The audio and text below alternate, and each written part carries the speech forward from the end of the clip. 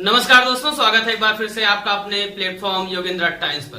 दोस्तों, आज पॉलिटी का 8वां सेशन है और आज हम आपके बीच में आए हैं भाग 1 को लेकर। जैसा कि मैंने कल के सेशन में बताया था कि अब हम जो पॉलिटी का हिस्सा डिस्कस करने चल रहे हैं वो है कॉन्सेप्चुअल। कॉन्सेप्ट के साथ साथ अब फैक्ट आपका इन्वॉल्व होगा। इसके पिछले जो 7 सेशन रहे हैं वो परीक्षा के लिहाज से बेहद महत्वपूर्ण है। मैं आपको फिर एक बार कहना चाहूंगा, अगर आप हमारे सेशन को देख रहे हैं और आप नोट्स बना रहे हैं तो आपको कोई किताब पढ़ने की जरूरत नहीं है, सिर्फ और सिर्फ आपको प्रैक्टिस करने की जरूरत है। और इसका हम आपको पूरा विश्वास दिलाते हैं कि इसके अलावा कहीं से भी कोई क्वेश्चन आने वाला नहीं है, ना ही आज तक कभी पूछा गया है, ना ही पूछा जाएगा।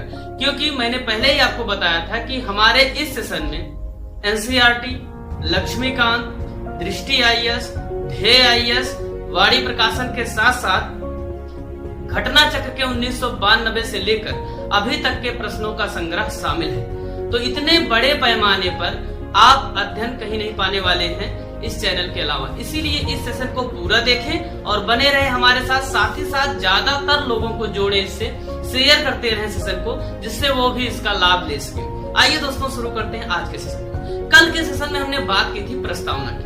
प्रस्तावना पे हमने चर्चा की थी, प्रस्तावना है क्या, कहां से प्रस्तावना ली गई, प्रस्तावना के विभिन्न शब्द जो हैं उनके अर्थ क्या है हमारे संविधान में, प्रस्तावना का ध्येय क्या है, प्रस्तावना से संबंधित कितने विचार आए हैं और प्रस्तावना से संबंधित कितने वाद आए हैं भारतीय संविधान में अभी तक। तो दोस्तों, आज हम प्रस्तावना के पेज को पलटकर अगले पेज पर संविधान के चलते हैं, जिसमें लिखा गया है भाग 1 अनुच्छेद 1 से 4 तक, अर्थात अनुच्छेद 1 से 4 तक भाग 1 के तहत जो हम बात करेंगे वो बात करेंगे संघ एवं उसके राज्य क्षेत्र। एक एक टर्म को यहाँ क्लियर करते हैं। और एक चीज मैं आपको रिमाइंड कराना चाहूंगा, अगर आपको कोई भी टर्म समझ में नहीं आ रहा है, कुछ भी दिक्कत हो रही है, तो आप हमें मेल करें yogendratimes@gmail.com पर, या कमेंट करके भी हमसे आप प्रश्न पूछ सकते हैं। तो दोस्तों, भाग 1 में संघ एवं उसके राज्य क्षेत्र के बारे में बताया गया है। भाग 1 से लेकर आप भाग 22 तक रिवाइज करते रहा करें, बार बार उसको पढ़ें, अनुसूचियों को बार बार उससे संबंधित हमारे सेशन को देखते रहें, जिससे आपका रिकॉल होता है। तो भाग 1 में इन्होंने जो कहा संघ एवं उसके राज्य क्षेत्र के बारे में, इसको कहा कहां? अनुच्छेद 1, अनुच्छेद 2, अनुच्छेद 3 और अनुच्छेद 4 में। इन चारों अनुच्छेदों में इन्होंने इससे संबंधित बात कही है। इसीलिए जो भाग 1 का टाइटल दिया जाता है संघ एवं उसका राज्य क्षेत्र दिया जाता है। तो संघ का आशय क्या है? संघ का आशय यह है कि विभिन्न छोटी छोटी इकाइयों से मिलकर किसी चीज का बना होना, जहां पर सत्ता जो है छोटी सी छोटी इकाइयों में वास करती हो, छोटी सी छोटी इकाइयों तक जाती हो, वही संघ है। अब मैंने पहले ही सेशन में बताया था कि संघ कई प्रकार का होता है। कॉन्फेडरेशन होता है, फेडरल होता है, यूनियन होता है। तो भारत का जो संघ है वो यूनियन वाला संघ है। इसकी इंग्लिश जो होती है क्या होती है? यूनियन होती है। इसको आप याद रखिएगा। और ये यूनियन शब्द कहां से प्रेरित है? कनाडा से प्रेरित है। ये भी आपसे एग्जाम में पूछा जाता है। तो जब संविधान बनकर तैयार हो ही रहा था, उस समय एक चर्चा ये हुई कि जो भारत है इसका नाम क्या लिखा जाए। आपने भारत के कई सारे नाम सुने होंगे, आर्यावर्त, हिंदुस्तान, इंडिया, भारत, तरह तरह के नाम आपने सुना होगा। तो उन नामों में से एक चुनौती थी संविधान विशेषज्ञों के समक्ष, किस नाम को लिखा जाए। तो संविधान के भाग 1 के अनुच्छेद 1 में लिखा गया, India that is Bharat shall be union of state. India जो कि भारत है, राज्यों का संघ होगा। क्लियर हो रहा है? कौन कौन से 2 नाम यहां पे मेंशन किए गए? इंडिया और भारत। ये सारे एग्जाम पॉइंट ऑफ व्यू से महत्वपूर्ण हैं। इंडिया और भारत, 2 शब्दों का यहां पर जिक्र आया है, इंडिया और भारत का। क्या होंगे? Shall be union of states. इससे ये पता चलता है कि हमारे यहां शासन पद्धति क्या होगी। जैसे आपसे पूछ ले कि अनुच्छेद 1 से हमें किन किन चीजों की जानकारी मिलती है, तो अनुच्छेद 1 से हमें 2 चीजों के बारे में जानकारी मिलती है। क्या क्या? एक तो भारत के 2 नाम हैं, इंडिया और भारत। दूसरा, यहाँ की शासन प्रणाली कैसी है। ठीक है, तो शासन प्रणाली कैसी है? राज्यों का संघ होगा। संघात्मक शासन प्रणाली को अपनाया गया। तो दो चीजें यहां पे कही गई हैं। ठीक है, ये क्लियर हुआ। अनुच्छेद 2 की तरफ हम चलते हैं। अब हमारा देश क्या है, अभी अभी बनकर आजाद होकर रेडी हुआ है। आजाद हुआ, इतने दिनों तक लगभग 200 ज्यादा सालों तक हम गुलाम रहे। तो बात ये आई कि हमारे अंतर्गत जो राज्य हैं, हो सकता है कल उनका नाम बदलना पड़े। बाहर के जो कुछ क्षेत्र हैं, जो हो सकता है कल को हमारे क्षेत्र में शामिल होना चाहें, तो उनसे संबंधित भी प्रावधान संविधान में किया जाना जरूरी हो गया। तो अनुच्छेद 2 के तहत यह कहा गया कि जो भी राज्य क्षेत्र, जो भी क्षेत्र आज हमारे राष्ट्र के अंतर्गत नहीं हैं, उनको अगर कल शामिल किया जाता है तो अनुच्छेद 2 के तहत शामिल किया जाएगा। इस बात को आप ध्यान में रखिए। 2 नंबर का काम ही कब होता है, जब किसी चीज को बाहर से लूट कर लाना होता है। याद करने के लिए जस्ट बता रहे हैं कि बाहर से जब कोई चीज हमें छीनना होता है, 2 नंबर का काम करना होता है, तो हम क्या करते हैं, लाते हैं। तो 2 नंबर का काम मतलब बाहर से राज्यों को लाएंगे जो हमारे यहां अभी तक नहीं है। क्लियर हो रहा है। मान लीजिए कल को कोई एक पाकिस्तान का क्षेत्र हो जिसको किसी भी कारण से युद्ध होता है, कुछ भी होता है, हमारे यहां शामिल करना है, तो किसके तहत शामिल होगा, अनुच्छेद 2 के तहत। ठीक है, अनुच्छेद 2 के तहत इस तरीके के राज्यों को शामिल करने की बात कही गई। अब इसी अनुच्छेद 2 का इस्तेमाल करके सिक्किम को 1975 में 22वें राज्य के रूप में शामिल किया गया। इस बात को याद रखिएगा, बहुत ज्यादा एग्जाम में पूछता है। 36वें संविधान संशोधन द्वारा 1975 में 22वें राज्य के रूप में सिक्किम को शामिल किया गया। सिक्किम था क्या, सिक्किम में संचार, विदेश से संबंधित मामलों को छोड़कर बाकी जो मामले थे वहां के राजा देखते थे। चोग्याल वंश का वहां पे शासन चलता था। ये आजादी के क्रम तक था। उसके बाद हुआ क्या कि सिक्किम ने खुद ही 1974 में ये जिक्र किया कि हम भारत में शामिल होना चाहते हैं। तो भारत ने क्या किया कि 35वें संविधान संशोधन द्वारा सिक्किम को सबसे पहले सह राज्य का दर्जा दिया। सह राज्य का दर्जा दिया 1974 में, 1974 में सह राज्य का दर्जा दिया 35वें संविधान संशोधन द्वारा। और 36वें संविधान संशोधन द्वारा भारत में पूर्ण रूप से सिक्किम को शामिल कर लिया गया 22वें संविधान संशोधन के द्वारा, 22वें राज्य के रूप में। ठीक, इतना क्लियर हुआ। अब और क्या है आगे सिक्किम से संबंधित, आप इसको जीएस के अन्य पोर्शन में पढ़ेंगे। ठीक है, लेकिन याद रखिएगा जैसे किसी भी राज्य का अगर जिक्र आता है तो कोशिश करिएगा उसको थोड़ा सा सर्च आउट करें नेट पर। ठीक है, अनुच्छेद 3 की तरफ हम चलते हैं। अनुच्छेद 3 में कहा गया कि जो राज्य हमारे यहां इस समय हैं, जो क्षेत्र हमारे अंतर्गत शामिल है, मान लीजिए उन क्षेत्रों के नाम में कल को हमें परिवर्तन करना हुआ, या उनके क्षेत्रों में कुछ कटौती या बढ़ोतरी करनी हुई, या 2 से 3 राज्यों के मान लीजिए क्षेत्रों को मिलाकर हम नया राज्य बनाना चाहें, तो किस अनुच्छेद के तहत करेंगे, अनुच्छेद 3 के तहत। ये सब आपसे पूछता है।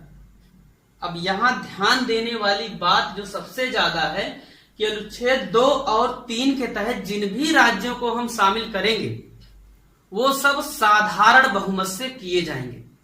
इसको याद रखिए, साधारण बहुमत का आशय ये हुआ 50% से एक अधिक पक्ष में आपके हों, साधारण बहुमत हो जाएगा। ठीक है, और क्या किया जाएगा, इस तरीके की व्यवस्था करने से पहले, संविधान के अनुच्छेद 3 का उपयोग करने से पहले राष्ट्रपति की पूर्व सहमति आवश्यक है।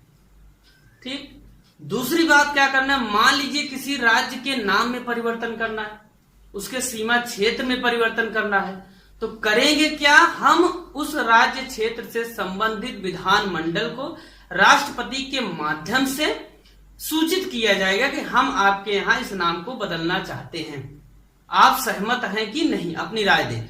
अब वो राय वो कुछ भी दे, उसको राष्ट्रपति मानने के लिए उसको कटिबद्ध नहीं है कि मानेगा ही, वो उसके ऊपर है, स्वविवेक की शक्ति है, माने या ना माने। तो इसको याद रखिएगा। अनुच्छेद 4 में ये कहा गया कि जो अनुच्छेद 2 और अनुच्छेद 3 के तहत जो परिवर्तन की बात कही गई है उसको संविधान के अनुच्छेद 368 के तहत संविधान संशोधन नहीं माना जाएगा। ठीक है, मान लीजिए कि आप जो है नए राज्य का किसी का प्रवेश करते हैं, मान लीजिए सिक्किम को लाए, तो इसके लिए संविधान संशोधन 368 के तहत नहीं करेंगे।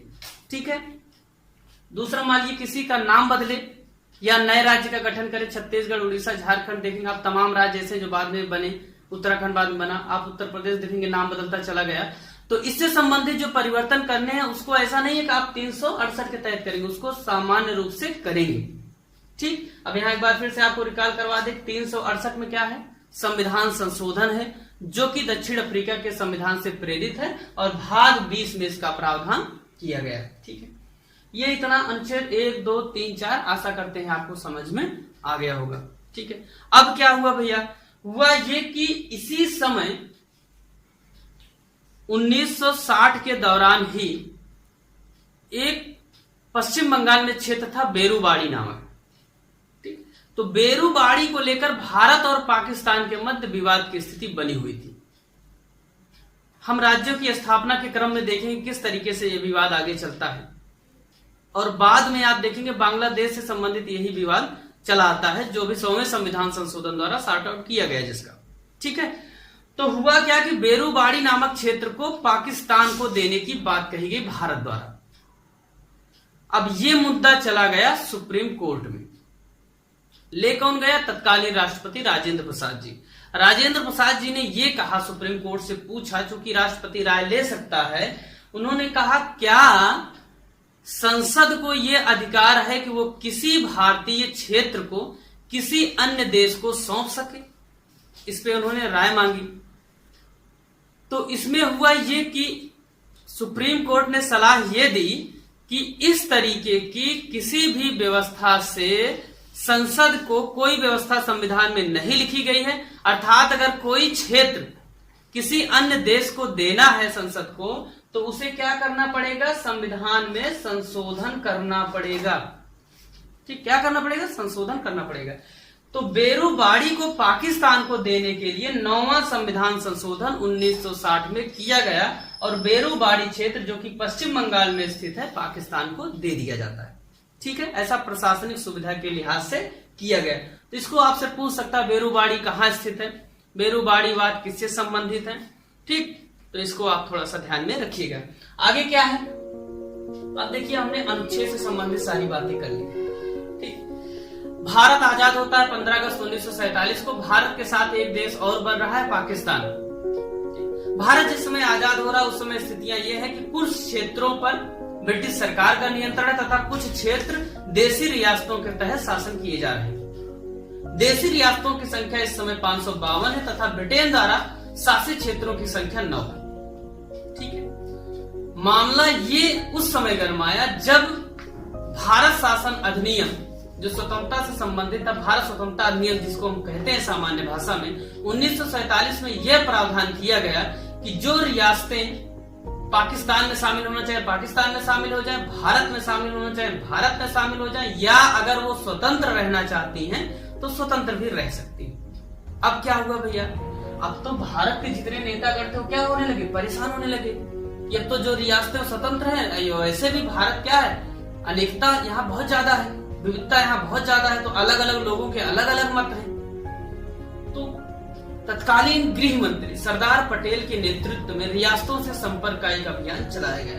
तो उस समय जो 552 रियासतें थी उनमें से 549 रियासतों ने 549 जो रियासतें थी उन्होंने भारत में विलय की तुरंत इच्छा जताई और ये भारत में सामान्य तरीके से इनका विलय कर लिया जाता है। लेकिन 3 ऐसी रियासतें थी जिन्होंने स्वतंत्र रहने का निर्णय लिया।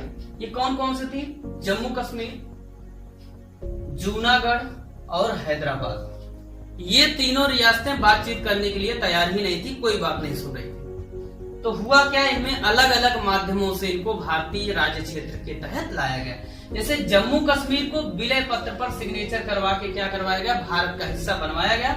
वहां के राजा उस समय हरि सिंह थे तथा भारत के प्रधानमंत्री जवाहरलाल नेहरू के मध्य एक समझौता होता है जिसमें जम्मू कश्मीर के विशेष राज्य का उसको दर्जा दिया जाता है। ठीक है भैया, क्लियर हुआ।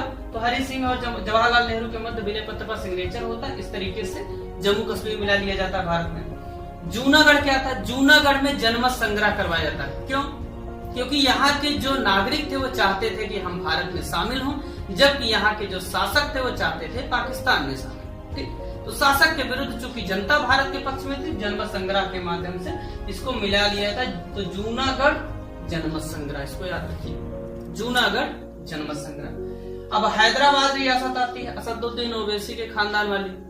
ठीक, हैदराबाद रियासत में क्या किया गया, पुलिस कार्रवाई की गई, क्योंकि यहाँ के जो निजाम साहब तो सुन ही नहीं रहे थे बात को, वो धमकी दे रहे थे हम आपके ऊपर कार्रवाई कर देंगे।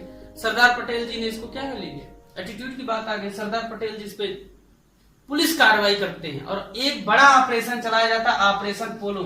याद रखिए, हैदराबाद जितनी रियासतें हैं इन सब में शक्तिशाली था हैदराबाद। बड़े लंबे समय से हैदराबाद का इतिहास में जिक्र आया है, टीपू सुल्तान से लेकर हैदर अली तक आपने पढ़ा, उसके बाद देखा तमाम क्षेत्र पे यहाँ पे जो है कब्जा करने के लिए अनेक बड़े बड़े राजा हुए, तो ये शक्तिशाली क्षेत्र था, ये तीनों में सबसे ज्यादा शक्तिशाली था। तो ऑपरेशन पोलो चलाया गया और पुलिस कार्रवाई द्वारा इसको भारतीय क्षेत्र का हिस्सा बना दिया था। तो अंत में कुल मिला के 552 की 552 रियासतें क्या हो जाती, भारत में शामिल हो जाती। अब क्या मुद्दा आया, रियासतें शामिल हो गई तो हुआ क्या कि सारे सेक्टर्स को 4 भागों में बांट दिया गया, ए, बी, सी और डी। ए में 9 राज्य को रखा गया, बी में 9 राज्य को रखा गया, सी में 10 राज्य को रखा गया और डी में सिर्फ एकमात्र राज्य अंडमान एवं निकोबार को रख दिया गया। ये आपसे एग्जाम में अभी तक पूछा नहीं गया, ठीक। परंतु इसको याद रखिएगा कि रियासतों के विलय करने के बाद प्रांतों को 4 भागों में बांटा गया, ए, बी और सी, हिंदी में का, खा, गा और घा। क्लियर। अब क्या हुआ, 4 भागों में बांट दिए, अलग अलग डिमांड अब आने लगी। लोग कहने लगे कि हमारी भाषा अलग है, हमको आप इनके साथ कर दिए हैं, हमारा राज्य अलग बनाइए, ठीक। बाकी लोग कहने लगे हमारा राज्य अलग बनाइए। सारे लोग भाषा और धर्म के आधार पर राज्य को लेकर मांग करने लगे।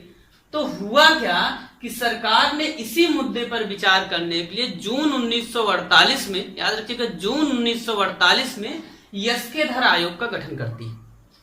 एक याद रखिएगा, वाणी प्रकाशन 47 भी देता है, लक्ष्मीकांत और दृष्टि आईएएस में देखें 48 देता है, जो कि सही है। जून 48 में यस्केधर आयोग का गठन किया जाता है।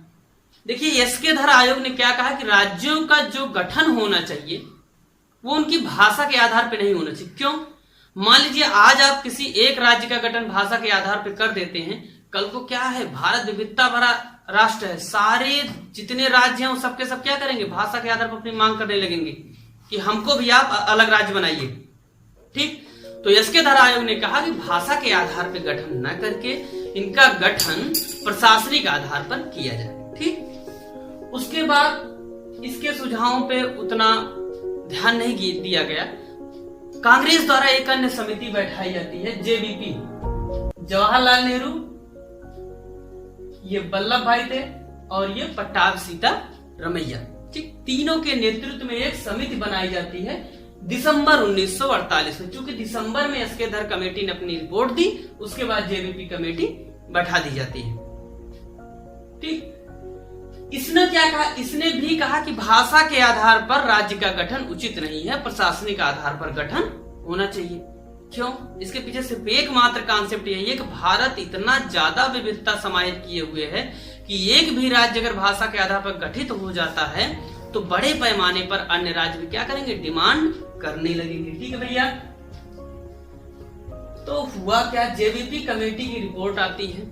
इसी दौरान 1953 में कांग्रेस के एक नेता हैं पोटी श्रीरामल्लू, ये क्या करते हैं, ये 56 दिन के आमरण अनशन पर बैठ जाते हैं। आमरण अनशन क्या होता है? आमरण अनशन ऐसा अनशन का प्रकार है जिसमें व्यक्ति तब तक भूख हड़ताल करता है जब तक वो या तो उसकी मांग न मांग ली जाए या तो मर न जाए, ठीक। तो 56 दिन की ये भूख हड़ताल पर बैठ जाते हैं, उसके बाद इनकी हो जाती है मृत्यु। ये बैठे क्यों? क्योंकि ये आंध्र प्रदेश राज्य को अलग बनाना चाहते थे तेलुगु भाषा के आधार पर, ठीक है। इससे संबंधित ज्यादा जानकारी के लिए हमारा आप तेलंगाना एक परिचय से संबंधित सेशन को देखें, उससे आपको पूरी जानकारी मिलेगी किस तरीके से यहाँ पे डिमांड हुई और किस तरीके से बाद में इसी क्रम में तेलंगाना राज्य को भी 2 जून 2014 को बनाना पड़ा, ठीक। तो इनकी मृत्यु हो जाती है। पूरे देश, पूरे तेलंगाना राज्य में आप देखेंगे आक्रोश हो जाता है। सरकार को आनन फानन ये निर्णय लेना पड़ता है कि आंध्र प्रदेश का गठन कर दिया जाए अक्टूबर 1953 में, ठीक। अब आंध्र प्रदेश का जैसे गठन हुआ, बाकी रियासतें, बाकी जो प्रदेश थे, क्षेत्र थे, वो भी मांग करने लगे हमारा गठन किया जाए। तो फिर से सरकार ने विचार करने के लिए दिसंबर 1953 में फजल अली आयोग की स्थापना की।